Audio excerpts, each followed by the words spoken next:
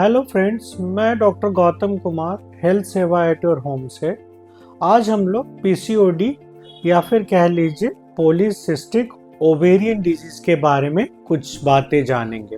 Polycystic ovarian disease को अब polycystic ovarian syndrome भी कहा जाता है, क्योंकि यहाँ पे मल्टी सिस्टम इन्वॉल्वमेंट होता है। और क्योंकि सिंड्रोम में हम लोग जानते हैं कि हम लोगों का कोई स्पेसिफिक ऑर्गन डिसाइड नहीं होता है पॉलीसिस्टिक ओवेरियन सिंड्रोम में, तो इस कारण से इसका नाम रिप्लेस करके अब पीसीओएस भी बोलते हैं। पॉलीसिस्टिक ओवेरियन डिजीज जो है ये हमारा ओवरी का प्रॉब्लम होता है। इसमें ओवरी में क्या होता है कि हम लोगों का हार्मोनल जितना भी बैलेंस होता है फीमेल्स में, जैसे एस्ट्रोजन और प्रोजेस्टेरोन मेन हार्मोन होता है फीमेल्स का, वो सिक्रीट होता है।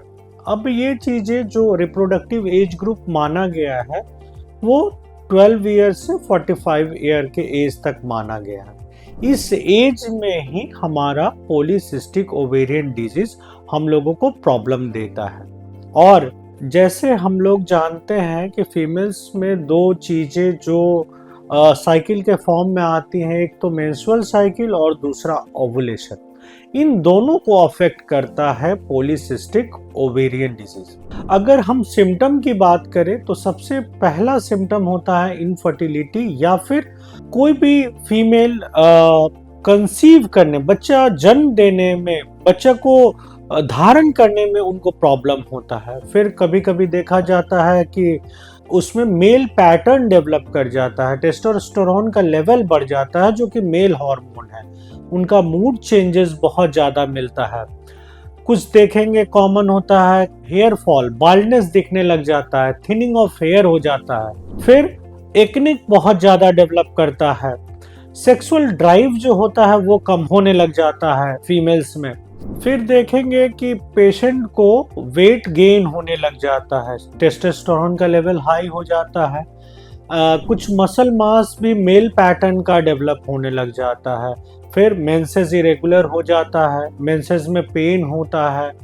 और लास्टली हम लोग देखेंगे कि पेशेंट जो होता है इंसुलिन रेजिस्टेंट डेवलप होता है, पेशेंट को डायबिटीज होने का भी चांसेस बढ़ जाता है। तो ओवरऑल हम देखते हैं कि पीसीओडी जो है एक हार्मोनल डिसबैलेंस बना देता है पेशेंट में। पीसीओडी का डायग्नोसिस कैसे करते हैं, उसके लिए सबसे जरूरी चीज हो जाता है मेडिकल हिस्ट्री और medical examination, physical examination. Physical examination में हम लोग पेल्विक एग्जामिनेशन करते हैं। दूसरा अगर देखें तो ब्लड टेस्ट वगैरह या फिर पेल्विक यूएसजी करते हैं। ब्लड टेस्ट कॉमन हो जाता है। कुछ हार्मोनल टेस्ट भी करवाते हैं, जैसे एलएच हुआ, एफएसएच हुआ, या प्रोलैक्टिन का टेस्ट करते हैं। बहुत सारे केसेस में हम लोग शुगर का भी टेस्ट करते हैं। तो इन सब चीज़ों से हम लोगों को पीसीओडी का डायग्नोसिस मालूम चलता है।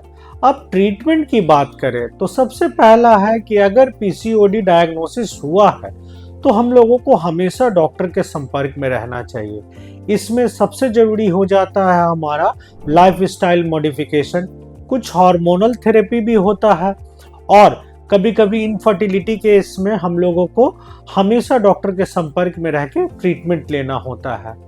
तो इस तरह से आज हम लोग पीसीओडी के बारे में जाने। आपको पीसीओडी से रिलेटेड कोई भी सवाल मन में हो तो इस चैनल के माध्यम से आके हमसे जानकारी ले सकते हैं।